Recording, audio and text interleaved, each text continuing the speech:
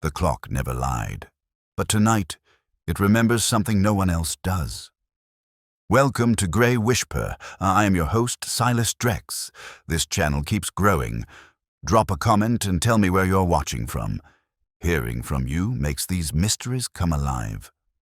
Let's dive in. It was on an autumn morning of unusually sharp clarity that I, Dr. John H. Watson, found myself once again summoned into the world of mystery by my incomparable friend, Mr. Sherlock Holmes. The leaves in Baker Street were turning brittle, the color of burnt amber and ochre, and the wind carried a fine, biting chill that hinted at the approaching frost. Yet within the sitting room at 221B, the fire roared, and Holmes stood silhouetted against the window, a letter in hand, his lean figure rigid with interest. "You observe the seal, Watson," he said without turning. I had only just hung my coat, but instinctively leaned forward to inspect the letter he held.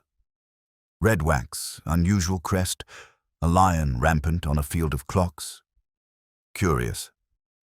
"Indeed," Holmes murmured. "The sigil of Sir Jocelyn Penrith of Alderburgh House in Hampshire, retired horologist, knighted for services to the Royal Observatory, a mind more suited to stars and pendulums than to humanity." He tossed the letter toward me and moved toward the fireplace.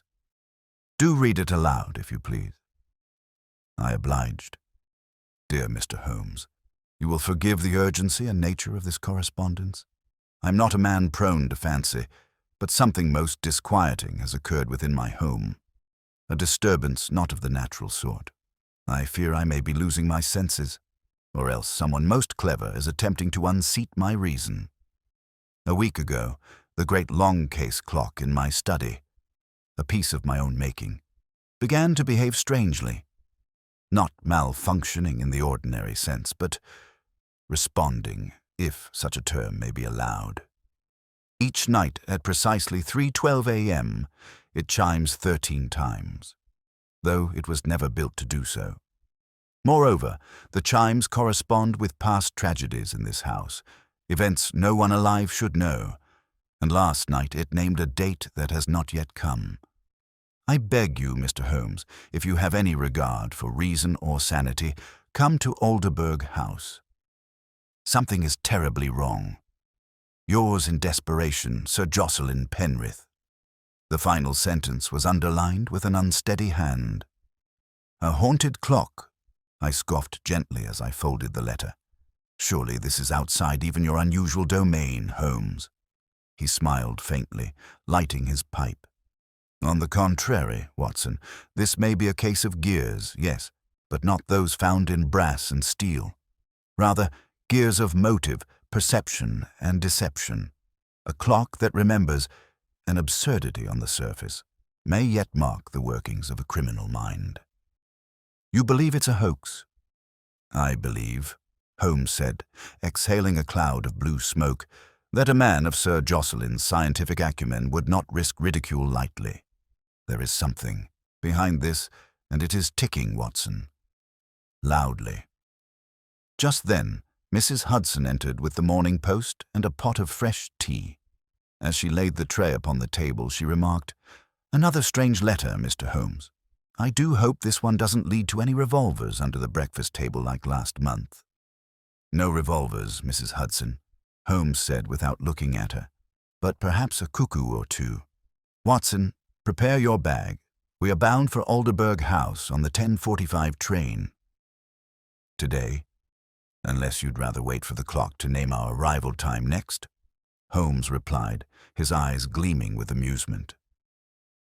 By noon, we had taken the train south from Waterloo and were met at the rural station of Lower Brenton by a wiry man in livery who introduced himself as Gregory, Sir Jocelyn's manservant of 22 years. He drove us in a modest phaeton through winding country lanes, where oak and ash trees crowded the road like watchful sentinels. The house, when we arrived, stood tall and sullen on a rise above a sweeping lawn, not grand in scale, but possessing an unmistakable austerity. Its windows stared blankly down upon the drive as though it resented intrusion. Sir Jocelyn awaited us in the drawing-room. He was a tall, gaunt figure with a shock of iron-grey hair and eyes so sharp and restless that I imagined he had once taken apart more than clocks with them. The room smelled faintly of oil and copper, and shelves lined with clockwork components, diagrams, and precision tools gave it the feel of both a laboratory and a sanctuary. "Mr. Holmes," he said as we entered. "Dr. Watson, I thank you for coming." He clasped our hands with dry, bony fingers. "I've been called many things, but never superstitious. And yet—" He paused, then gestured toward the adjoining study. "You must see it for yourselves." The long case clock dominated the far wall, nearly 7 feet in height, with a polished mahogany casing and intricate brass filigree. Its face bore the typical Roman numerals, but the moon phase and astrolabe dials above gave it an other-worldly expression. I could feel Holmes's focus sharpen as he approached. "You built this yourself?" he asked, peering closely. "Every cog and spring," Penrith replied with pride. "It has never failed until now, but something has changed in its temperament. I've found the pendulum sometimes swings too far or halts for precisely 8 minutes without cause, only to resume as though nothing had happened. And then, the chimes. You've attempted to disassemble it. I have not dared. Each time I approach with tools, the hands advance, as though warning me. And the last date it declared—" He turned, his face suddenly pale. "Was October 26th. That is the date my wife perished, 11 years ago." "But that was yesterday," I said, confused. "Yes," Penrith whispered. "And at 3:12 this morning it chimed once. Just once, as though beginning again." Holmes placed a hand on the edge of the case and leaned in, his eyes scanning the mechanism behind the glass. "Watson, note the screws at the side. They have been polished, yet worn unevenly. This clock has been opened recently, and not by its maker." Sir Jocelyn's head snapped around. "That's impossible. No one has access to this room but myself and Gregory, and I trust him implicitly." "I'm sure you do," Holmes murmured, already peering behind the curtains. "Nevertheless, someone has had intimate communion with your beloved timepiece. It has become a messenger." "Of what?" "That," Holmes said, straightening. "We must determine. But first, I should like to see the rest of the house, especially the room where your wife died." Penrith flinched at that, but nodded. "Follow me." As we passed into the long hallway, I glanced back at the clock. Its pendulum swung serenely. Back, forth, back. Yet as I turned away, I could have sworn I heard a soft click from within, as though it had recorded our presence. Or perhaps, as Holmes might say, it was simply the breath of machinery, inhaling the mystery to come. Sir Jocelyn led us down a narrow, high-ceilinged corridor with walls adorned not with portraits, but with clock faces, dozens of them, some embedded into the paneling, others freestanding in glass domes, all silent. Their hands pointed to different times, but none ticked. The effect was unnerving, as though we were being silently watched by a crowd of lifeless eyes. "Forgive the decor," he murmured, perhaps sensing my unease. "I've always believed time to be the most elegant of illusions. I could not bear to destroy even the failed attempts." Holmes gave a brief nod, but said nothing. His gaze darted from one clock to the next, his expression unreadable.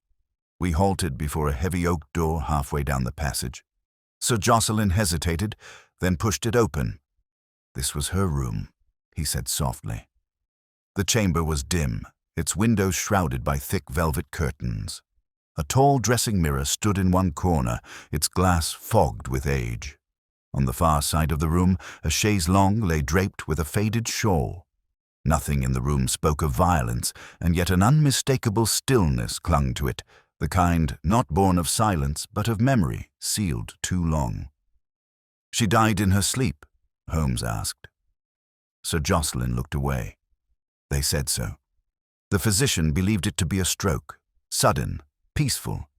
I found her here the following morning after she failed to appear for breakfast. She had been in excellent health. Her death struck me as too convenient. You suspected foul play. I suspected, he said slowly, that someone wished to silence her. Holmes turned toward him sharply. Why? The man drew a deep breath, then walked to the window and pulled the curtain slightly aside. Outside, the lawn spread wide and empty beneath the pewter sky. My wife, Evelyn, was not a woman of great affection, but she was, how shall I say it, an impeccable observer. She saw things that others preferred remained unseen, including things within this household. I fear she may have discovered something. And now, the clock. It feels as though it speaks in her stead. Holmes moved to the bed and knelt, running his fingers along the floorboards beneath it. Has anything in this room been disturbed since her death? Nothing. I've kept it as it was. Gregory knows better than to enter. Watson and I watched as Holmes produced a small magnifying lens from his coat and examined a corner where the skirting met the floor. After a moment, he stood and nodded to himself. No dust at all along this joint, he muttered. A most conscientious housekeeper might explain it. But not here, not where no one has walked in years. And look here, Watson. Faint depressions in the rug, as if something once sat here, recently removed. A trunk, I suggested. Possibly. Or something heavier. But why remove it after all this time and so quietly? Holmes turned to Sir Jocelyn. Who has had access to this room in the last fortnight? No one, I give you my word. Then someone has gained entry without your knowledge. He moved to the mirror, peering behind it. Watson, the glass. Do you see it? I stepped closer. On the frame at shoulder height was a faint smudge, a smear of something oily, fingerprint-sized. A print, I said, but recent. Too clear to be otherwise, Holmes murmured. It seems, Sir Jocelyn, that someone has been visiting this room uninvited. At that moment, a soft rap sounded on the open door and Gregory, the manservant, entered, cap in hand. Pardon, sir. A letter just arrived by special courier, marked urgent. Sir Jocelyn took the envelope with trembling fingers. He read it, eyes narrowing, then looked up. It's from my solicitor. It appears there has been a request to access Evelyn's will. Not from me, of course, but from someone posing as a family representative. Yesterday. Holmes and I exchanged a glance. Does anyone stand to benefit from your wife's passing? Holmes asked. No, he said. We had no children, and her estate was absorbed into mine upon marriage. There was no external heir. Holmes tapped the letter thoughtfully against his palm. Unless, of course, there was something in the original will that contradicts that arrangement. Something someone was keen to discover or suppress. Sir Jocelyn paled slightly. I never thought to question the official copy. Holmes strode past us toward the hallway. Watson, we must examine the clock again. Back in the study, Holmes approached the long case clock with surgical precision. He opened its face with a brass key, revealing the exquisite interior, polished gears, a pendulum that ticked like a heartbeat, and something else. A small folded slip of paper wedged behind the moon phase dial. He plucked it out and unfolded it. A single line of delicate handwriting lay within. The 13th chime marks remembrance, not prophecy. Holmes turned to Penrith. Is this your wife's handwriting? The man's throat moved as he swallowed. Yes, without doubt. And yet you say she passed 11 years ago. How long has that note lain inside your clock? Penrith stared at the paper in disbelief. It wasn't there before, I swear it. Watson leaned in. It seems impossible. Holmes shook his head. No, merely improbable. Someone has had access. They wish to create a sense of foreboding, to make the supernatural seem plausible, perhaps to discredit you or drive you to act rashly. He tucked the note into his coat. This is not a message from beyond. It is a human deception, executed with unnerving precision. Sir Jocelyn sat heavily in a nearby chair. But to what end? Holmes did not answer. He was staring at the clock's mechanism again, his eyes narrowing. Then he straightened and removed a thin leather case from his pocket. From it, he extracted a fine blade and gently loosened the interior brass panel. Behind it, hidden within the hollow of the clock's casing, was a second object, a small notebook bound in green leather. He handed it to me. "Carefully, Watson." I opened it and turned the first few pages. Dates, observations, descriptions of various people, servants, visitors, even tradesmen.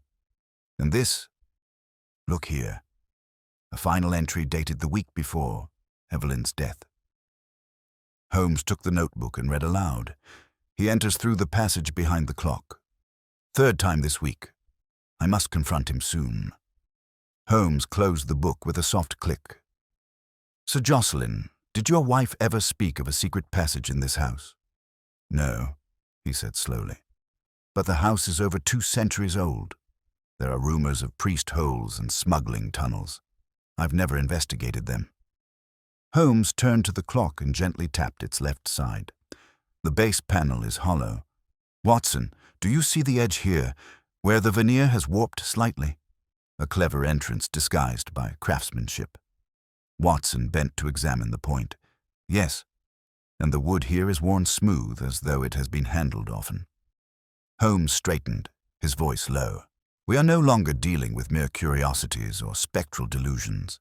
There is someone, very much alive, who has been using this house for years without detection, and I believe Evelyn Penrith knew precisely who it was." Sir Jocelyn's voice came hoarsely. "And now they want me to believe she's come back to speak." Holmes turned to him, his face hardening with rare intensity. "No, Sir Jocelyn. They want you to doubt your senses, so you won't trust what she saw."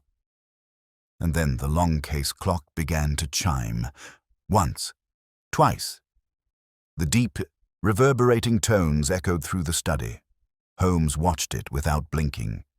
The chimes reached 13. The final toll of the 13th chime seemed to linger in the air, longer than sound should. It was not merely a resonance through brass and wood, but a feeling, the distinct sense that something had just been marked. Holmes stood perfectly still, his head tilted as if listening for a reply from the walls themselves.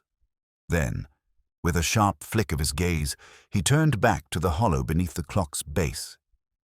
"This is where it begins," he said. Sir Jocelyn, pale but steady, approached as Holmes knelt and pressed at a section of the inner wall of the casing. There was a faint resistance, followed by a dull click. The wood shifted slightly, and with a firm tug, Holmes revealed a narrow recess behind the clock, just wide enough for a man to pass through sideways if crouched. "A concealed passage, just as the notebook suggested," Holmes murmured. "Unrecorded in your modern plans, no doubt." "Entirely," Sir Jocelyn replied, his voice hushed. "I had no idea this existed." Holmes produced a small lantern from his satchel and lit it with a match. He handed the light to me, then retrieved a slender revolver from his coat and checked its chamber. I followed suit, noting with a degree of unease the cold draught that emanated from within the narrow crawl space. A fetid scent clung to the air, not of death, but of age and neglect, as if time itself had spoiled. "Shall we?" Holmes asked. Sir Jocelyn hesitated. "I will wait here." Holmes nodded approvingly. "Wise. If our intruder is truly using this passage, it's best we discover where it leads without alerting them." We moved single file into the narrow darkness, the walls closing in quickly. The air grew damper as we progressed, and the soft scrape of our footfalls on the stone floor echoed strangely. The lantern's light revealed timber struts shored against the walls, old, uneven, and likely original to the house's construction. After perhaps 20 yards, the passage sloped downward and opened into a small stone chamber, bare save for a mildewed chair, a crate of half-rotted books, and, most strikingly, a vented grill in the wall. Holmes crouched and examined it. "Watson, look," The grille, once part of a concealed ventilation system, overlooked the study. From this hidden vantage, one could observe the entire room, including the long case clock, without ever being seen. Perfect perch for surveillance, I murmured. Indeed. And there's more.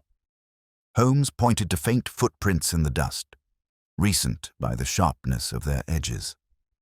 He was here. Possibly this morning, and he reached into the crate, extracting a notebook nearly identical to the one we had found in the clock. He flipped it open. Observations, notes on Penrith's movements. This has been going on for some time. I scanned the dim chamber, again.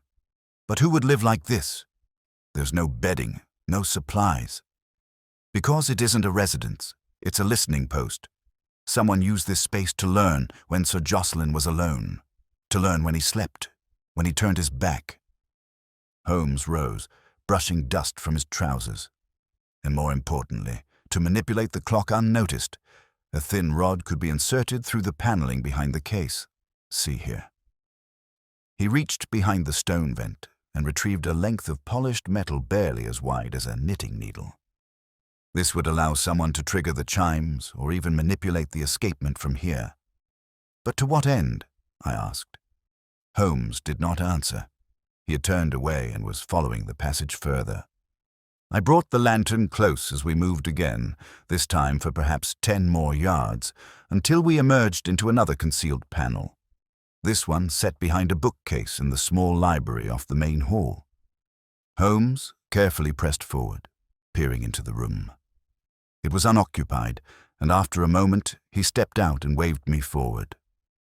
I followed, noting how cleverly the panel had been hidden in the shadow of the shelves. He turned. Now we must consider who knew of this entrance. The list cannot be long. Gregory, a former servant, perhaps someone familiar with the house's renovations. Before I could respond, the door to the library creaked open. Gregory entered, carrying a tray with a pot of tea and a stack of correspondence. He froze when he saw us, eyes flicking from Holmes to me, then to the open panel. Holmes spoke first, his tone mild. Mr. Gregory, how familiar are you with the architectural history of Olderburg House?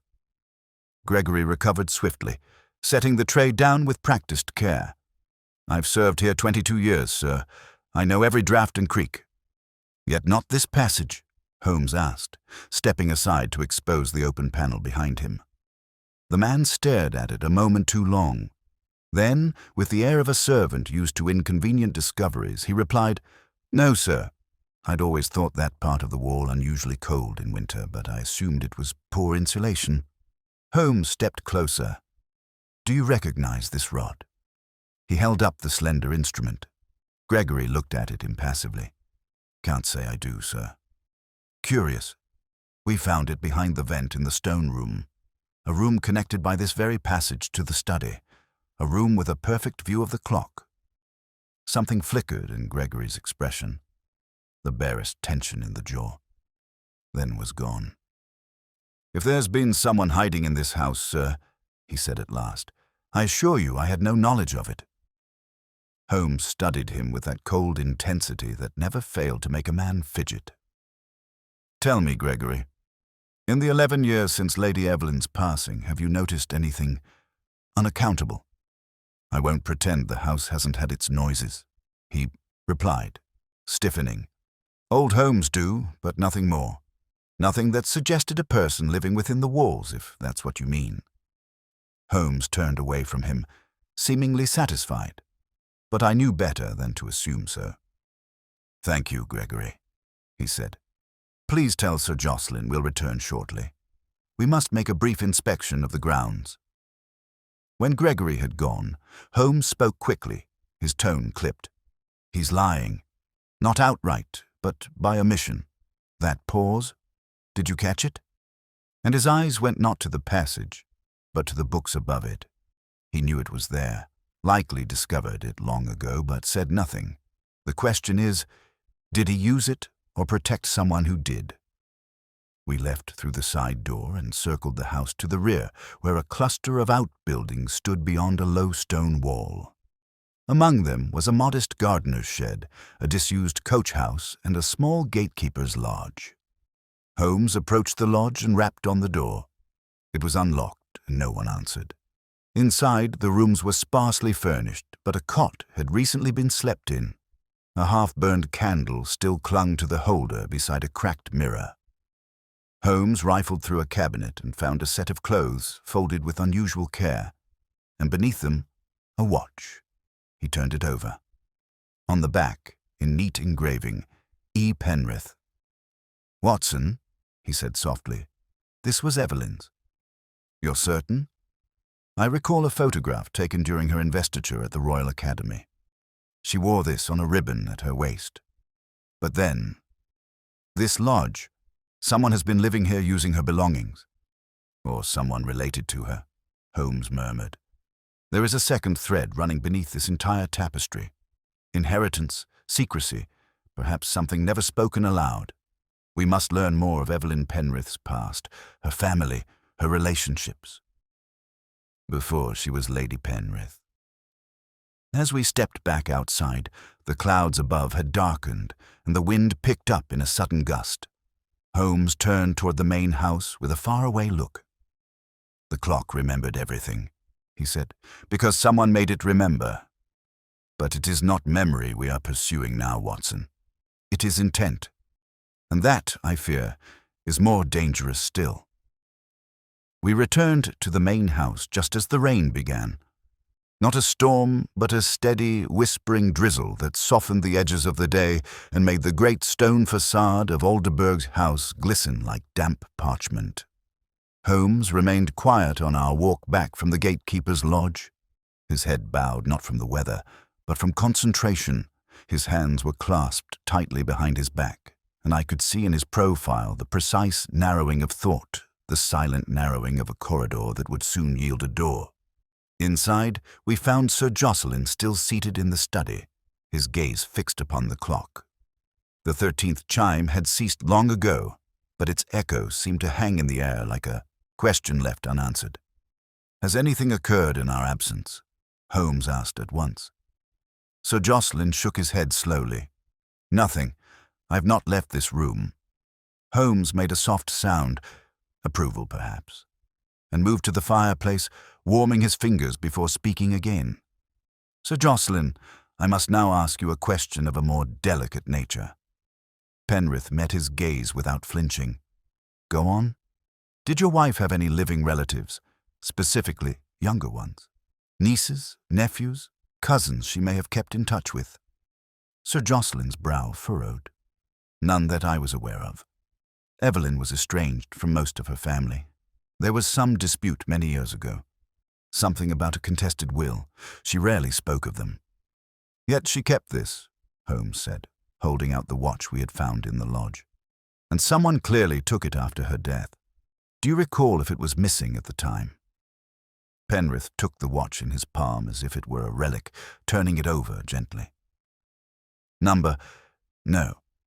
I never saw it again after the funeral. I assumed it had been misplaced, or perhaps given to a servant for safekeeping and never returned." Holmes paced slowly across the rug. The individual occupying the gatekeeper's lodge had access to her watch, access to the concealed passage, and knowledge of the clock's internal mechanisms. This suggests not a stranger, but someone intimately familiar with both the house and Lady Evelyn herself. "But why remain hidden for so long?" I asked. "Surely if they wished to make a claim, they would have done so after her passing." "Not necessarily," Holmes replied. "Some motives require time to mature, especially those steeped in bitterness." He turned back to Sir Jocelyn. "Would you object if I requested an inquiry into Lady Evelyn's birth records and estate documents? There may be more to her past than you knew." Penrith gave a resigned nod. "Do as you must. I only want the truth, Mr. Holmes, whatever shape it takes." Later that evening, as the lamps in the hall glowed dimly against the wet windows, Holmes and I withdrew to our guest chamber. Holmes sat cross-legged on the carpet, the various notebooks and documents arrayed around him like pieces of a disassembled watch.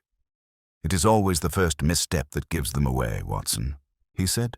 "The clock chimes 13 times, not merely to startle, but to warn. The placement of Evelyn's note, designed to suggest spiritual intervention, the manipulated will, and now this hidden tenant, whom no one has seen and whose presence remains entirely spectral except for a trail of precisely chosen signs." "And yet," I said, "none of it points directly to a suspect."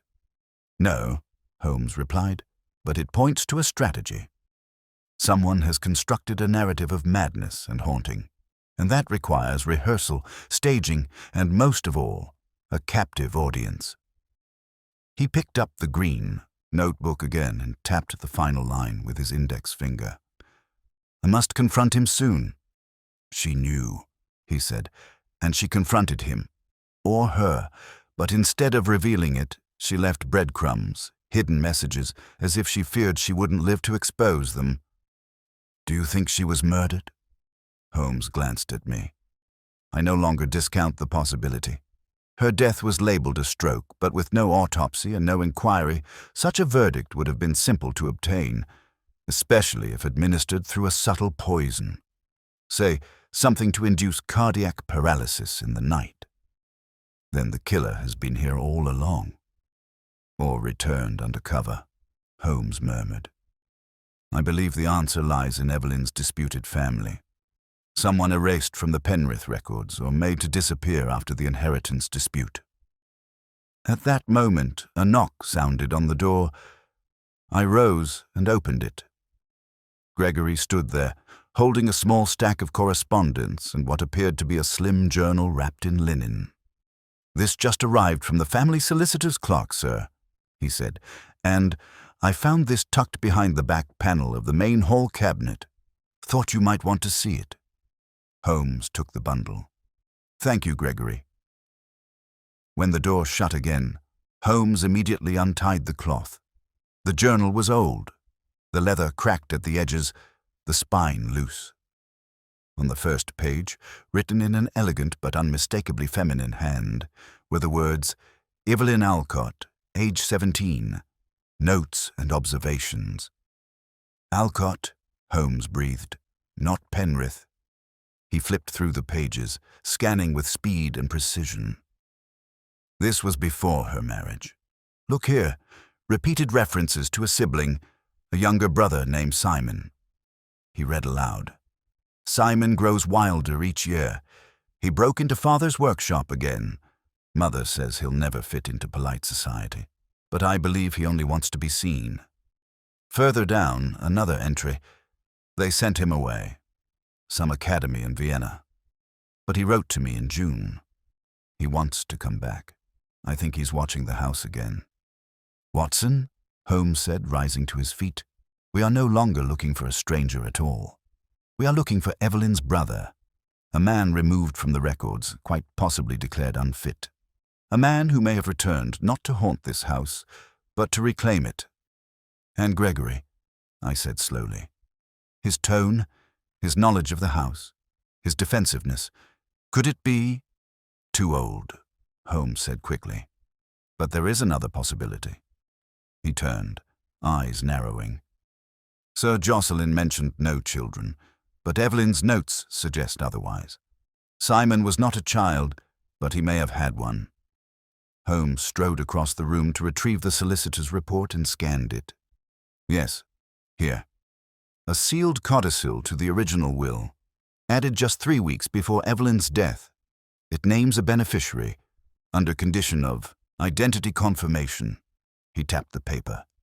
"It is unsigned, sealed, and now it is missing from the estate's public version.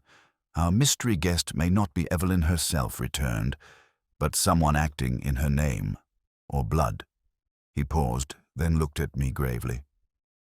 "Watson, tomorrow we speak again to Gregory, and then we dig further into the list of those dismissed from Alderburgh's service in the year of Evelyn's death."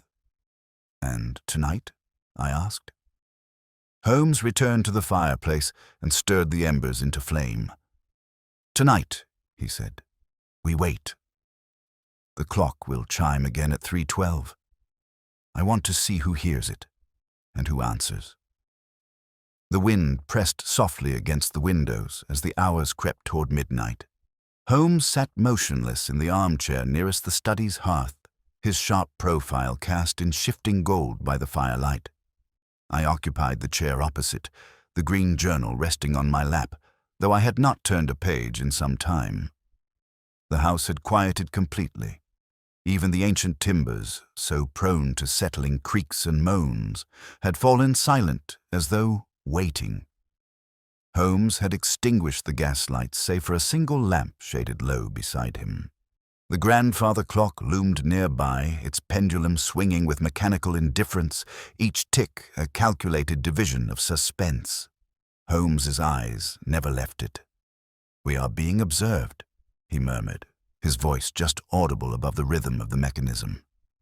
I stiffened. "From the hidden passage?" "No." His voice was calm. "From somewhere else. The walls conceal more than stone and oak, Watson.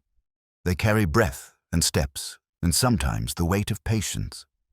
Whoever has been moving through them knows the clock's secret, but they do not yet know we are watching them." He rose slowly and moved to the fireplace, where he bent and adjusted the grate. "I've left a trail of fine chalk dust across the floor behind the clock," he explained. "If anyone comes through the panel tonight, we'll know it by morning. But that's not what I expect." He straightened. "What I expect," he said, "is theater." The fire dimmed slightly, the coals muting to embers. Outside, the rain softened into drizzle, brushing the windows like the faint breath of a dream. And then, as the minute hand of the great long-case clock aligned with its hour, a mechanical whir began, soft but distinct, followed by the rising, deliberate motion of its hammer. The first chime struck. Holmes didn't move. A second, a third. Each tone was rich and resonant, yet subtly wrong. Not in pitch, but in timing. The rhythm of the chimes was fractionally off, not the elegant cadence of a properly functioning clock, but one being deliberately guided. By the 8th chime, Holmes had stepped to the corner of the study and extinguished the lamp. The room plunged into deep shadow. 9, 10, 11, 12, and then 13. We waited, motionless. The silence after, the final chime, was not an absence of sound, but its opposite. A presence, pregnant with something withheld. Then, from the direction of the corridor, came the faintest sound, the floorboards settling, or so it might seem. But Holmes's head tilted sharply, and his fingers twitched toward his pocket. A soft, measured step. Another. Then the creak of a doorknob, the one to the drawing room adjoining the study. It opened no more than an inch. Holmes was already moving, noiseless as a shadow. I followed, revolver at the ready, though my heartbeat thundered with such force I feared it would betray us. The door swung open fully. No one was there. Holmes crossed the threshold and beckoned me to follow. The drawing room was dark, the windows faintly illuminated by the moon, now struggling through thinning clouds. The heavy curtains billowed slightly, not from wind, but from the displacement of recent movement. "Watson," Holmes said under his breath, "look to the hearth." I turned and saw, in the dim orange glow of the cooling coals, the outline of a footprint in the thin ash. Narrow, long, and unmistakably recent. Holmes crouched and examined it. "No creak from the floorboards in here," he whispered. "This was not a ghost's entry. They came through the wall." He turned, scanning the panels until he reached the bookcase nearest the chimney. With a silent motion, he reached to the bottom shelf, slid aside 2 volumes, and pressed inward. A small section of the wood groaned, then swung forward to reveal a passage barely shoulder-wide. Holmes stepped back and nodded to me. "Remain behind me. If we meet anyone inside, let them speak first. The truth, when cornered, always rushes to fill the silence. We entered the narrow corridor. It sloped slightly downward and curved sharply left, then right, as though designed to disorient. After perhaps 15 yards, the passage terminated at a door. Holmes examined the hinges, then the dust on the threshold. There was none. He pushed gently. The door opened into a small chamber, dimly lit by a low-burning oil lamp. A single narrow bed sat in the corner, its blanket rumpled. On the far wall was a small writing desk, covered in scattered papers, and above it, an array of sketches and documents pinned to the plaster. Holmes stepped forward and examined them in the flickering light. They were drawings of Alderburgh House, floor plans, elevations, hidden architectural details, the very passages we had just traversed, carefully mapped in ink and pencil. And next to them, several pages torn from ledgers and correspondence, including a handwritten letter from Sir Jocelyn's solicitor, stamped with the firm's insignia. I turned to the writing desk. There, beside a leather-bound journal, lay a delicate gold chain, one I recognized instantly from the photograph Holmes had mentioned earlier. Evelyn's, I murmured. But how did it end up here? Holmes turned slowly, holding one of the pinned pages aloft. It was a birth certificate. The name written in copperplate at the top was Simon Alcott. Here he is, Holmes said. Born 1859, certified as mentally unstable in 1882, committed briefly to private care in Vienna, released in 1889. No further legal trace. And yet Evelyn wrote about him still watching the house, I said. So he must have returned. Holmes tapped the page. He returned. And judging by these documents, he did more than watch. He embedded himself, possibly not as Simon, but under another name. We both turned as a soft shuffle sounded behind us. A man stood in the doorway we had passed through. He was thin, with hair the color of ash and eyes that shimmered with some brittle intensity. His clothes were nondescript, but his bearing was unnaturally still. Not calm, but coiled. I thought you would find me, he said, his voice surprisingly level. I heard the clock chime. It always draws the curious. Holmes said nothing. I stood perfectly still. I suppose you'll tell Sir Jocelyn, the man said. Or perhaps you already have. That depends, Holmes replied carefully. Are you Simon Alcott? The man's lips parted in what might have been a smile. Number I am his son. Then you were born after Simon's return to England. Not long after, the man said. My father lived here, unnoticed for years. Evelyn knew, she helped him. She believed he was not mad, only cast aside by a family desperate to keep appearances. Holmes stepped forward. And when she died? They killed her, he said, his tone flat. I don't know how, but they silenced her. She meant to include me in her will. That's what they wanted to erase. Who is they?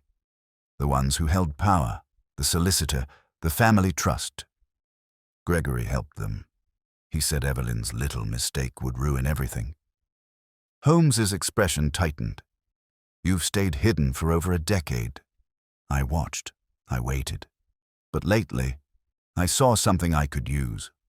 The one thing Penrith fears more than scandal. Madness. So I made the clock chime. I slipped notes in Evelyn's hand. I let the house remember her, the way it should. Holmes nodded slowly.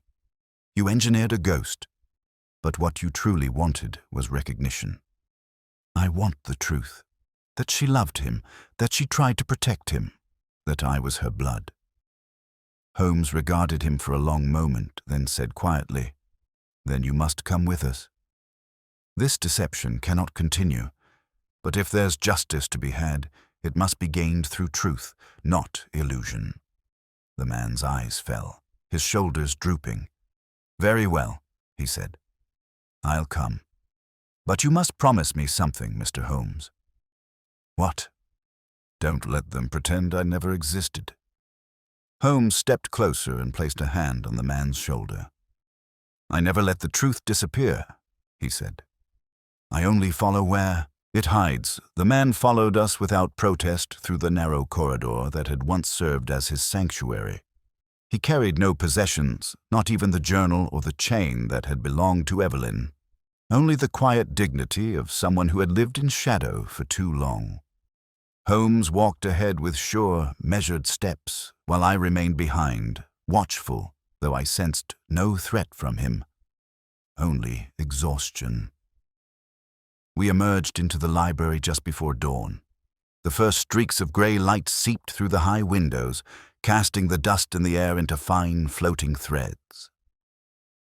Holmes led our guest, Evelyn's son, directly to the study, where Sir Jocelyn sat alone, fully dressed, as though he had not slept at all. Holmes did not speak immediately. He stepped aside and gestured toward the man who now stood between us and the great long-case clock. "Sir Jocelyn," Holmes said quietly, "may I introduce you to Mr. Nathaniel Alcott, the son of Evelyn's brother Simon. He has resided in your home unseen for over a decade." Sir Jocelyn rose slowly. His eyes, red-rimmed but clear, narrowed on the man before him. "Her brother's son," he repeated, voice low. "Impossible. I was told there were no heirs, that she had no surviving family." Holmes moved closer to the hearth. "She did, but they were erased, declared unstable, disinherited in silence. Evelyn attempted to change that before her death, but the codicil to her will was intercepted, and this house was silenced with it." Sir Jocelyn's fingers clenched the armrest. "And you?" He turned to Nathaniel. "You made the clock chime. You planted her note. You meant to frighten me." Nathaniel met his gaze. "Not to frighten, to remind." Holmes raised a hand. "Sir Jocelyn, before you pass judgment, consider the origin of the deception. Evelyn's journal was hidden for a reason. The solicitor's file was altered, the passage used nightly. Not by ghosts, but by a young man who had nowhere else to live, and who believed he had a right to be heard." "But this," Sir Jocelyn said, gesturing sharply toward the clock, "this was manipulation." "Because he believed no other method would be permitted," Holmes said evenly. "He sought only one thing, acknowledgement." There was a long silence. I watched Sir Jocelyn's eyes settle again on the clock, that monument of precision and memory, and I saw in his expression something shift. Not entirely to sympathy, but away from disdain. "I built that clock for her," he said. "Evelyn loved the concept of time as witness. She once said a clock forgets nothing, only people do." Holmes nodded. And yet here it was, being used not to measure time, but to remind it. The 13th chime, not supernatural, but symbolic. A message that something had been overlooked. A memory deliberately suppressed. "I don't want your fortune," Nathaniel said quietly, "nor your pity. I only want her name to mean something again." Sir Jocelyn stepped toward him, slowly as though crossing some internal boundary. "If you truly are Evelyn's blood, then this house owes you a place in its story." He turned to Holmes.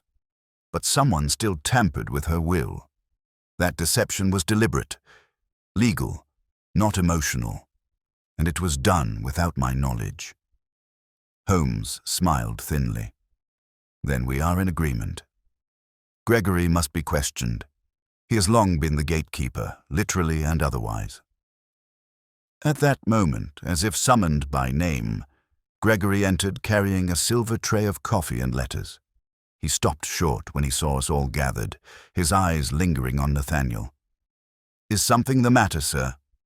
Holmes stepped forward.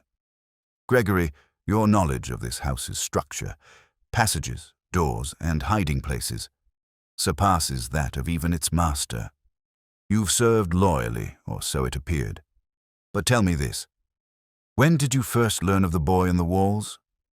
Gregory's expression did not change, but the muscles in his jaw tensed slightly. "I don't know what you mean." Holmes turned to Sir Jocelyn. With your permission. Sir Jocelyn gave a single nod. Holmes moved to Gregory with that quiet menace he reserved for final turns in a case. The altered will, Gregory. We have proof of its existence. A solicitor's copy bearing signs of redaction. You had access, and you had motive. You stood to retain a position of control. An heir, suddenly acknowledged, would threaten that. Even the son of Evelyn's disgraced brother, Gregory's lips tightened. Sir Jocelyn depended on me. I kept order. I managed affairs. This house needed silence, not scandal. You stole a legal document, Holmes said, and suppressed a man's name for over a decade. Why not go further? Did you also orchestrate her death? No, Gregory snapped, his control breaking. I didn't kill her. I only made sure her final mistake didn't ruin the legacy she left behind. Sir Jocelyn spoke at last, his voice quiet, but edged with steel. You made that decision for her, not me, and not the law. Gregory's shoulders slumped. I did what I thought was right. The boy was living in walls. Do you know how that looks? Madness runs in the Alcott blood, sir. Everyone knew it. Everyone agreed. Everyone? Holmes asked. Or only you? Gregory turned away, but it was too late. The damage was done. Sir Jocelyn rang for the police. Holmes placed a gentle hand on Nathaniel's shoulder. Justice, he said softly, is not a perfect mechanism. But sometimes, with the right gears set in motion, it rights what time alone could not. Later that morning, as the sun broke fully through the mist and rain, Nathaniel stood at the edge of the garden with me while Holmes and Sir Jocelyn spoke privately in the study. The air was damp but fresh, and for the first time in days, the grounds of Alderburgh felt truly awake. She wasn't a warm woman, Nathaniel said quietly, but she tried to protect him, my father, and through that, she gave me a future. I nodded. You honored her memory, even through deception. I only wanted to be part of what she built, he said. Now that it's over, I'm not sure where I belong. Holmes joined us then, slipping his gloves back on. You belong in the light, Mr. Alcott. I dare say Sir Jocelyn has no intention of casting you out. Will I be arrested? For what? Trespass into your own bloodline, not unless the law has lost its senses entirely. Nathaniel gave a faint, grateful nod. Holmes turned to me. Come, Watson. There's a morning train back to London, and I've a monograph on the physics of pendulums that I'd prefer not to miss. Just one more thing, I said. The 13th chime. He added it, yes, but how? Holmes smiled. He inserted a supplementary hammer with a tensioned catch, connected by the rod we found. Simple engineering. Quite elegant, in fact. But more than that, poetic. 13, the number that doesn't belong. The one that calls attention to what's been forgotten. As we descended the drive, I looked back at Alderburgh House. The windows stared down as always, unblinking. But something had changed. The story the house had tried to forget had now been remembered, and somewhere inside, the great clock ticked on, not haunted, not cursed, only faithful. A keeper of time and now, at last, of truth. The journey back to London was a quiet one. Holmes remained uncharacteristically still, his fingers steepled beneath his chin, eyes closed, though I doubted he slept. I sat across from him in the compartment, watching the rolling grey countryside blur past. My thoughts lingered on Nathaniel Alcott. Not the hidden man, nor the impostor of spectral notes, but the boy grown into a ghost by necessity, by omission. And yet Holmes had not closed the case entirely. That much I knew from the subtle tension that remained in his jaw and the slight twitch of his left thumb, a signal I had come to recognize over the years. Something about the affair had not settled with him. Not entirely. When we arrived at Baker Street shortly before noon, Holmes wasted no time. Without removing his coat, he crossed to the desk, opened a ledger marked with familiar names: Lestrade, Hopkins, Forrester, and pulled from beneath it a sheet of pale foolscap. "I wired the solicitor's clerk at Holloway and Dunham before we departed Alderburgh," he said as he skimmed it. "Requested confirmation on Gregory's access to the Penrith files." He handed the paper to me. I read quickly. "No known authorization granted to household staff. Document access occurred under name of J. Penrith, week preceding Lady Evelyn's death. Signature on log noted as irregular, under investigation." I looked up sharply. "Forged, likely," Holmes murmured. "And not by Gregory. He lacked the skill." "No, Gregory obeyed orders, Watson. He may have removed the codicil, but someone else put the plan in motion." "But who?" I asked. "Who else stood to gain from silencing Evelyn's intentions?" Holmes's eyes lit with a sharp gleam. "The solicitor's firm. Holloway and Dunham." He nodded. "They advised Evelyn on her will, then advised Jocelyn on the estate after her death. If someone within the firm ensured the codicil never reached probate, they would wield control over both knowledge and timing. But Jocelyn was unaware of the omission." "Precisely. Which means the deception occurred before the matter even reached him, the law manipulated to serve silence." He moved swiftly now, collecting his coat and hat. "Come, Watson. We are due an appointment with Mr. Horace Dunham. He may not be expecting us, but I believe his reaction will be instructive."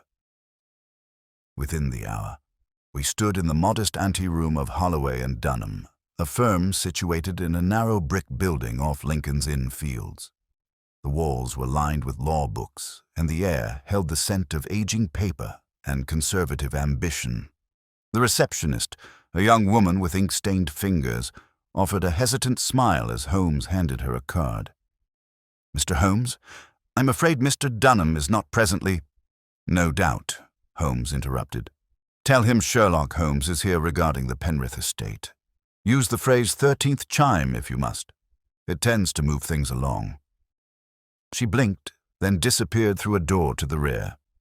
Moments later, a man emerged, trim, white-haired, and dressed in a cut of black broadcloth too meticulous to be fashionable.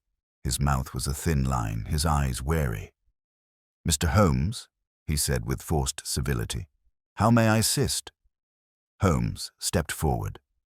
"Mr. Dunham, I've come regarding Lady Evelyn Penrith's last will, the unfiled codicil, the signature entered in your records under Jocelyn Penrith's name, forged."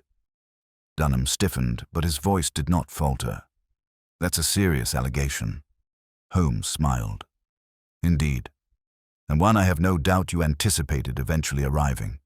Forgery of this nature suggests not negligence, but intent. Gregory was not clever enough to conceive such a ploy, but someone within your firm might be." "I shall have to ask you to leave, Mr. Holmes." "I believe," Holmes said coldly, "you will instead produce the personnel records for your office during the autumn of 1892. Specifically, any clerks assigned to Evelyn Penrith's file. One of them still has access, or had until recently. Perhaps he was dismissed, perhaps transferred, but he left fingerprints in the dust." Dunham stared at him a moment too long. "I'm afraid I must consult our legal counsel before releasing any records." Holmes stepped forward. "Of course. But let me give you something in return, Mr. Dunham. A warning. You are not the target of this inquiry. Not yet. But obstruction will ensure you become one. I've already shared the solicitor's note with Inspector Lestrade." Dunham's facade cracked. Not entirely, but a hairline fracture. He gave a slow nod. "There was a clerk, Arthur Galt, assigned to the Penrith estate in late '91, left abruptly in March of '92. No notice, no forwarding address." Holmes turned to me. "Watson, note the date, March 1992, 1 month before Evelyn's death. Do you suspect he posed as Jocelyn Penrith? It would fit. He had the signature on file, the timing, the motive. And if he had ties to someone inside Alderburgh—" "Gregory," I said. Holmes nodded. Then he had access, support, and cover. Galt disappeared after the job was done, but his fingerprints remain. He turned back to Dunham. We'll need any address records, letters of reference, or contracts signed in his name. Immediately. To my surprise, Dunham did not argue. They'll be waiting by this evening. Back at Baker Street that afternoon, Holmes sat at his desk, surrounded by reference files and city directories, Galt's sparse personnel record open in front of him. Arthur Galt, he said aloud. Born Islington, 1860. Apprenticed as a copyist. Joined Holloway and Dunham as a junior clerk. Dismissed March 1892. No known address thereafter. And yet, he reached for another folder and opened it to reveal a portrait photograph. A small, grainy carte de visite taken outside a modest lodging house. Nathaniel Alcott said his father died in 1891. I said slowly, but if that were false or misunderstood. Precisely. Holmes's voice was taut. Arthur Galt was not Evelyn's nephew by marriage. He was Simon Alcott. But then he disguised his identity, Holmes said. Assumed a new name to gain access to the legal firm that handled Evelyn's affairs. It was not madness that led to his disappearance. It was design. I sat in stunned silence. He infiltrated the law, Holmes continued, to protect his son's future, and when Evelyn died unexpectedly, by natural cause or subtle hand, he forged the signature to remove the codicil, believing that revealing Nathaniel's connection then would only bring scandal. Instead, he vanished. Leaving Nathaniel behind, I said. Knowing, Holmes added, that the boy would remember. That the clock would remember. We sat for a long moment in silence. Holmes reached slowly for his pipe. We are nearing the end, Watson, but the final turn of the key has yet to come. Outside, the bells of St. Mary le Strand chimed 5. Time, Holmes said softly, keeps the best secrets. Until someone dares to listen. The following morning dawned damp and grey. A thin fog hung along Baker Street, curling at the corners of windows and lamp-posts like breath on cold glass. Holmes stood at the window, unmoving, as if watching not the world outside, but something playing behind his eyes, something only he could see resolving into shape. I sat at the breakfast table, poring once again over the documents from Holloway and Dunham. Arthur Galt. The name now sat heavy in every corner of the affair. If Holmes was correct, and I had no reason to believe otherwise, then Galt and Simon Alcott were one and the same. The son Evelyn had tried to protect, the brother she had shielded, and ultimately the man who had stepped away from both name and kin to become something else entirely. Holmes turned at last from the window. The final stroke of this clock, Watson, lies not in a chime, but in a silence. He crossed to his desk and retrieved a folded letter from the stack of correspondence delivered just before sunrise. Dunham delivered as promised. Here. He passed me the envelope. It bore no return address, but inside was a single page. Typed. To whom it may concern, the file you requested was signed out under my name in March 1892. At the time, I believed I was protecting what remained of a family that had already been shamed, fractured, and forgotten. I do not regret what I did, but I do regret that it required such shadows. If Nathaniel has returned, then the truth should follow him like light. Let the dead rest, but let their names remain spoken. A.G. Holmes took it back with a quiet hum, a confession of sorts. He likely mailed it weeks ago, anticipating our approach. Clever, that. But it still leaves unanswered questions, I said. Evelyn's death, was it natural? Holmes sat and laced his fingers beneath his chin. I believe so. There is no indication of foul play, no pattern of injury, no motive outside what we already know. She intended to make her nephew, or rather, her nephew's son, heir to her estate. but death came before that intention could be fully realized. Which would mean Galt acted out of fear, I said. Fear that revealing Nathaniel's existence would expose the family's history, the asylum, the brother, the disgrace. Correct. So he removed the codicil, not out of greed, but out of misguided protection. And Gregory? Became a silent accomplice, Holmes said. Paid, perhaps, or persuaded. Loyal to the house, if not its truths. He stood and began to pace slowly. But now comes the true dilemma. Nathaniel. He's done nothing criminal, and yet he lived like a trespasser in his own inheritance. His actions, though deceptive, were ultimately a plea for recognition. And now? Holmes paused at the fireplace. Now we offer him what he asked for. Acknowledgement, but carefully. Before I could respond, there came a knock on the door, brisk and exact. Holmes turned without surprise. That will be Sir Jocelyn. Indeed, when Mrs. Hudson ushered him in, Penrith entered with a cautious dignity. He was dressed in black as always, but the lines on his face seemed softer, as though some great internal weight had shifted slightly from its axis. Mr. Holmes? Dr. Watson. Sir Jocelyn, Holmes said, motioning to the chair by the fire. We were just discussing you. I assumed as much, he said, lowering himself with a sigh. And I suspect you have answers. Holmes offered him the letter. From Arthur Galt, or rather, from Simon Alcott. Sir Jocelyn read it slowly, lips tightening. I remember him, he said quietly.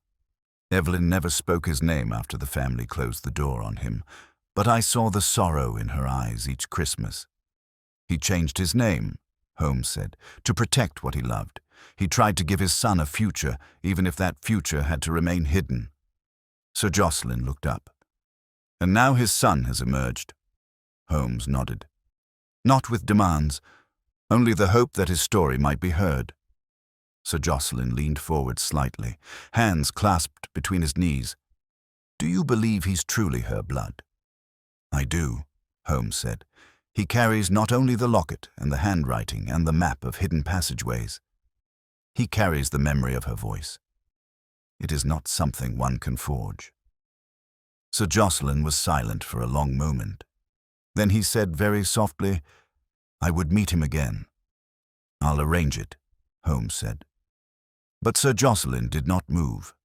His gaze had settled on the letter in his hand, and his brow was furrowed in contemplation. There is something I must admit, he said at last. I suspected years ago that Evelyn had made provision for someone outside the expected lines. I found her weeping once in her study. She was not a woman prone to sentiment, but she held a paper, a sealed envelope. And when I asked her what troubled her, she said only, I've put it all in order now.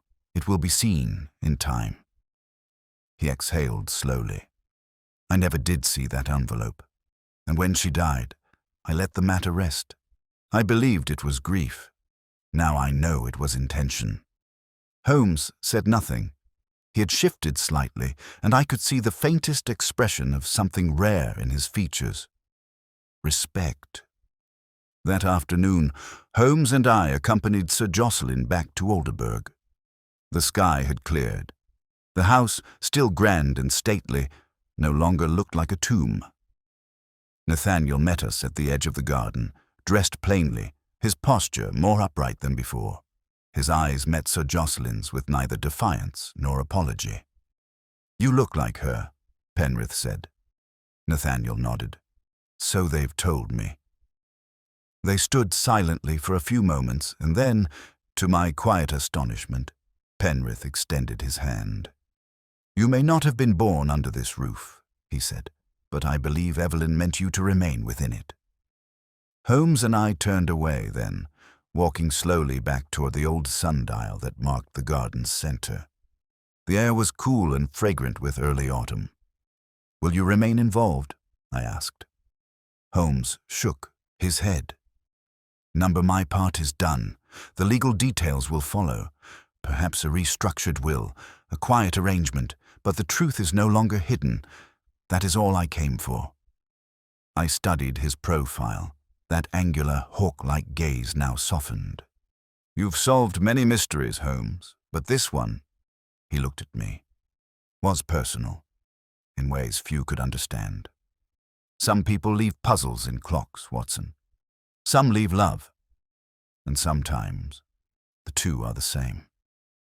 We left Alderburg with no further ceremony.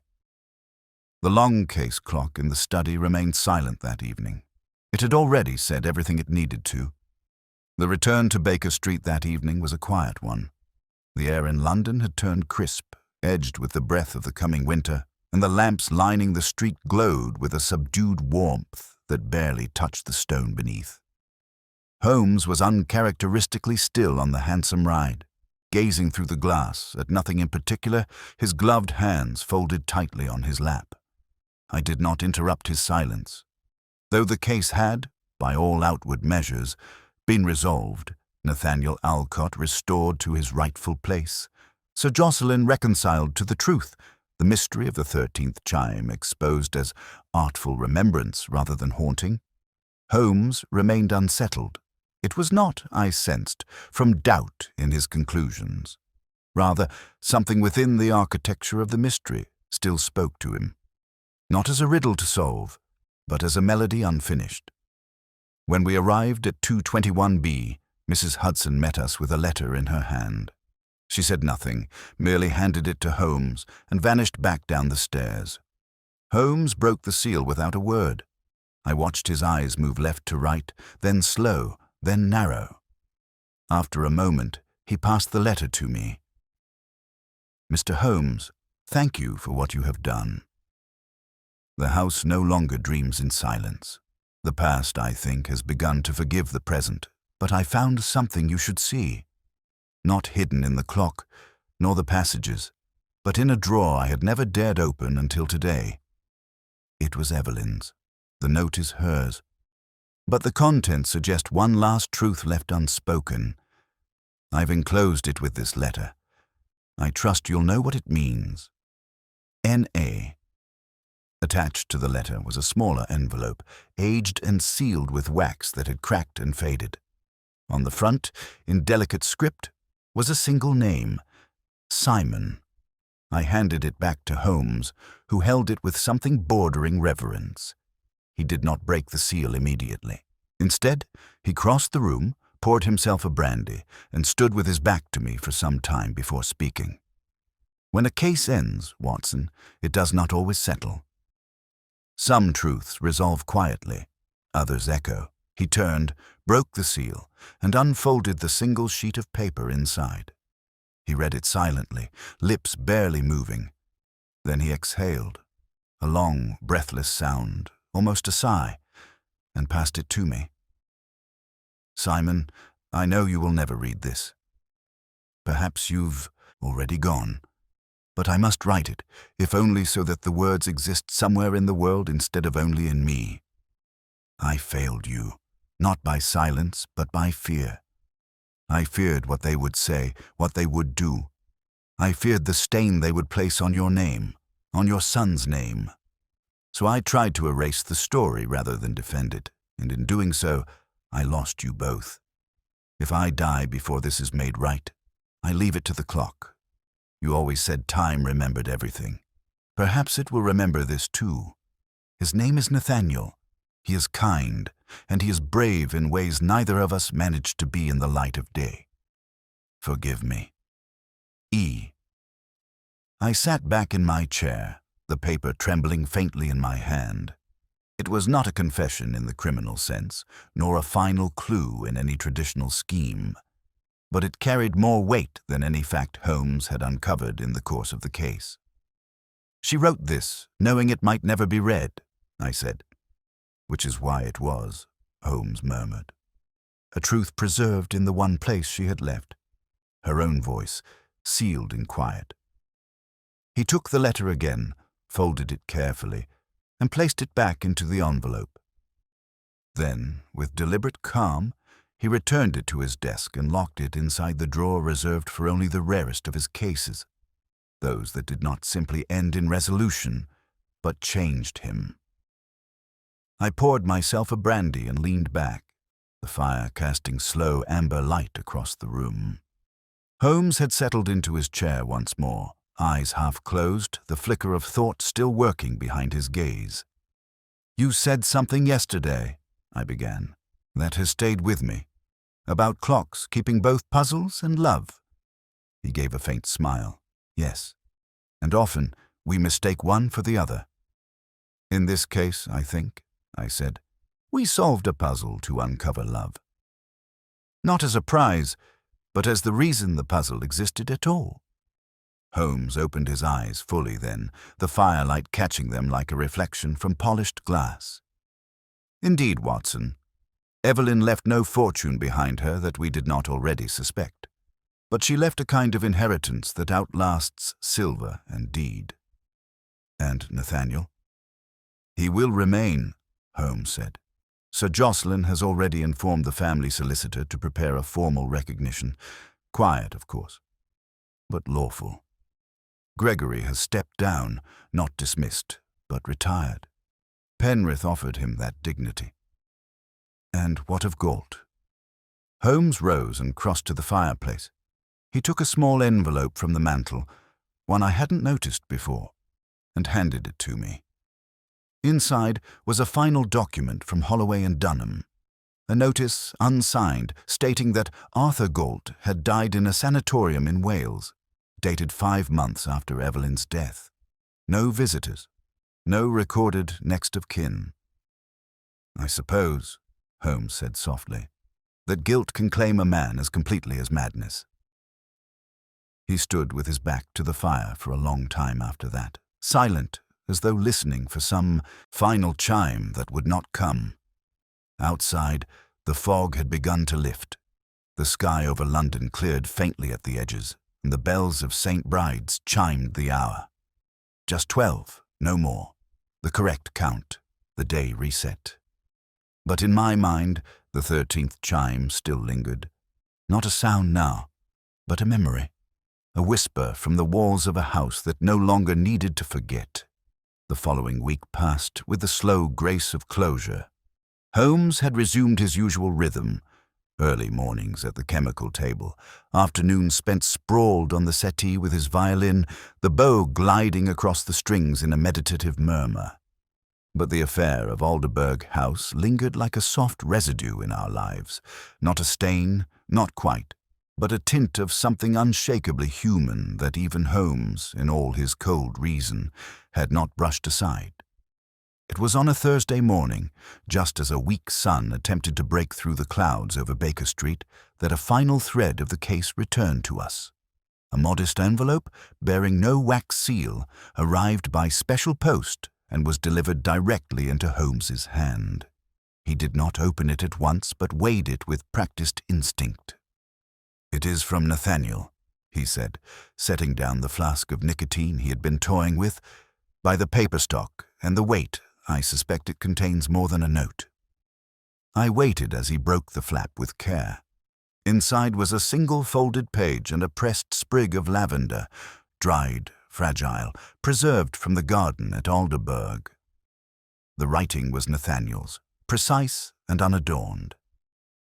"Mr. Holmes," she kept it after all. Behind a false panel in the side drawer of the study desk. Gregory must have known it was there. Perhaps he dared not touch it. I found it while restoring the drawers, as Sir Jocelyn asked me to do. It is the original codicil. Signed, sealed, unaltered. She placed it there, I think, in case her instructions were never followed. It names me, not by surname. Only the son of Simon, my brother, whose blood is my own and whose shadow will not darken him. There are witnesses. It bears the mark of the local rector. It is lawful. Sir Jocelyn has accepted it without hesitation. It will be filed formally, quietly, and the study has been made mine as it was once hers. Thank you for remembering when the house would not. Nay."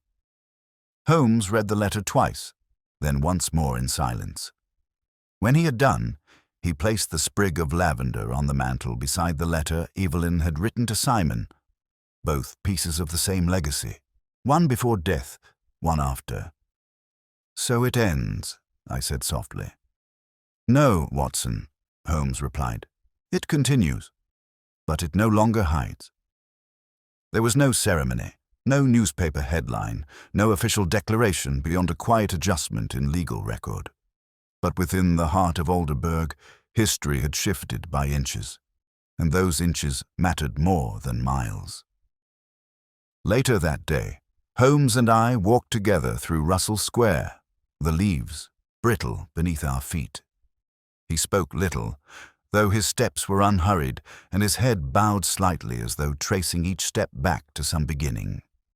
I'd seen this in him before, not melancholy, but reflection so deep it silenced even his usual need to observe aloud. You saw something in Nathaniel, I said at last. Not just a subject. Holmes did not stop walking, but his response was immediate. I saw a man who refused to disappear. You respected him. Holmes's smile was faint but true. Yes, because he created no fiction to protect himself. He revealed the fiction others built to bury him. We passed a small cafe and turned toward the eastern edge of the square, the wind tugging gently at the edges of our coats. Holmes drew a packet of papers from his inner pocket, copies of the codicil, Evelyn's letter, the clerk's confession, and handed them to me. Keep these, Watson. Should the boy ever need to prove what was nearly lost? He's not a boy anymore. No, Holmes said, and the house is no longer asleep. We returned to Baker Street that evening just as the lamps were being lit.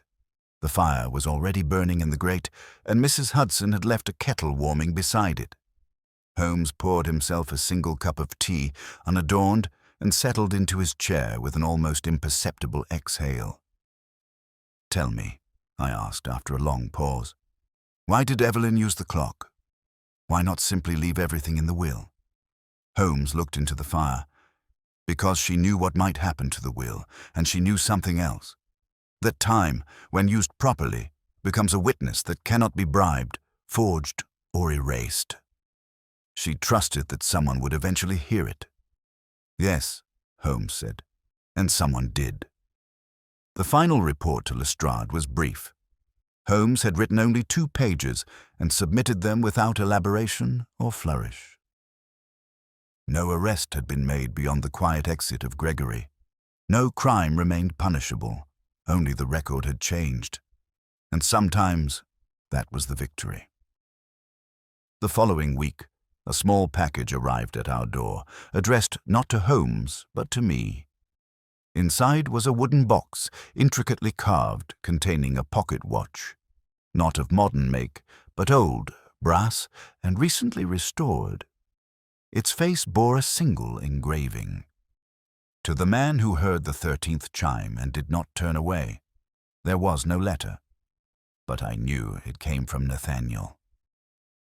Holmes examined it once, then handed it back to me without comment, but I saw for a flicker of a moment something in his eyes that was not pride or triumph, only quiet approval. And so the case of the clock that remembered everything closed not with scandal or arrest, but with silence reclaimed. A silence that spoke not of secrets buried, but of names restored, of history made whole. And in the rooms of 221B, where puzzles so often ended in tragedy or fire, this one settled like the soft end of a sonata, not triumphant, but true. Time, Holmes had said, could not forget. And at Alderburgh House, time would never need to again. It was nearly a month after the case had settled, quietly, with no headlines, no trials, no public reckoning, when the last piece fell gently into place. Holmes had resumed his usual pursuits with renewed clarity, alternating between monographs on obscure poisons and chemical reactions, while I had begun organizing my notes for a possible narrative titled The Clock That Remembered Everything. But he had not yet asked to read a word of it, and I had not offered. Some stories, even when solved, linger like a final page unturned. One gray morning, as the clouds threatened another indifferent rain, A final visitor arrived at 221B. He came alone, dressed plainly, his hat in hand.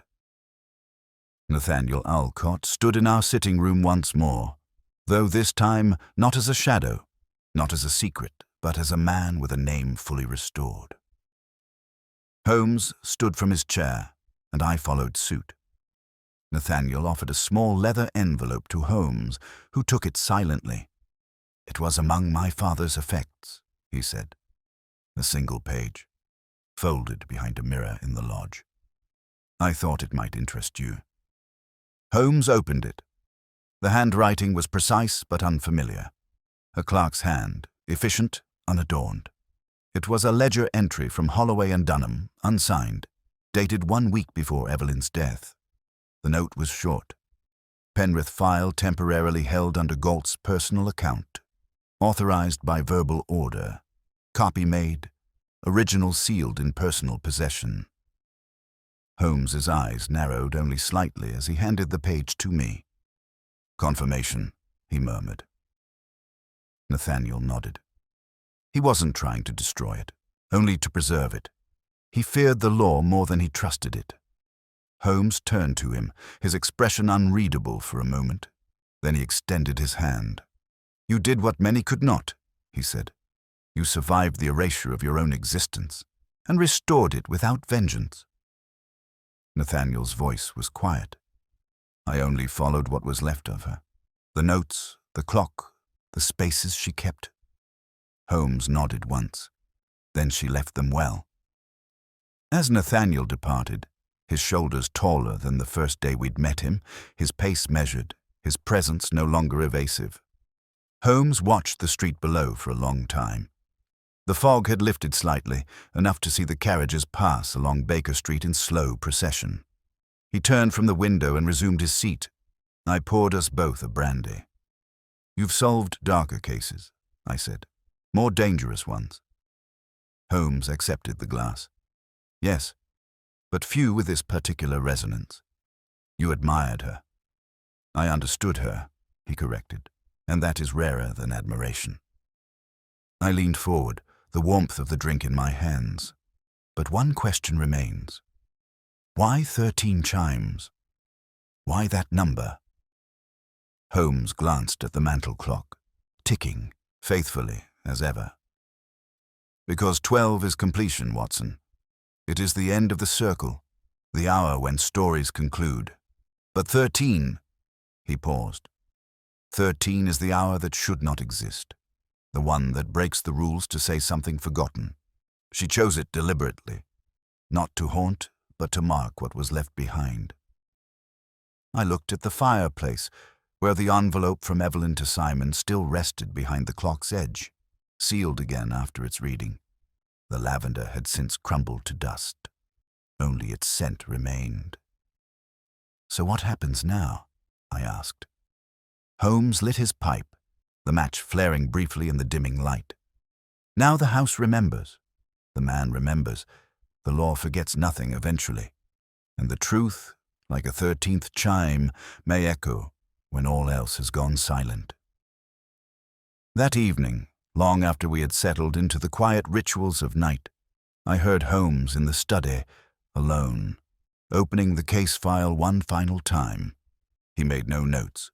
He did not speak. He simply reset the mantel clock by 1 minute and let it tick. Once, twice. And then, as the bell outside struck the hour, I counted 12 chimes, and nothing more.